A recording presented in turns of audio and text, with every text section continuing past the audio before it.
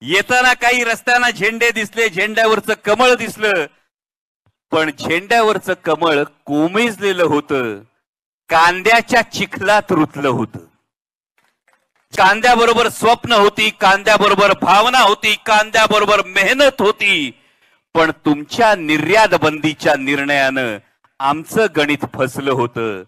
तुमच्या चुकीच्या धोरणापायी आमचं नशीब बसलं होतं.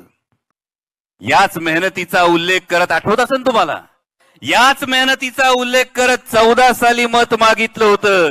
पण आज मात्र त्या कांदा उत्पादकाला चकार शब्दानं पुसलं नव्हतं. तुम्ही शेतकऱ्यांना दांबून ठेवून आमचा आवाज दाबणार नाही. कमानीवरचं नाव झाकलं तरी पवार साहेबांचं काळजावरचं नाव पुसणार नाही. म्हणूनच कांदा उपटणाऱ्या हातांचं ठरलंय यंदा कमळाचं फूल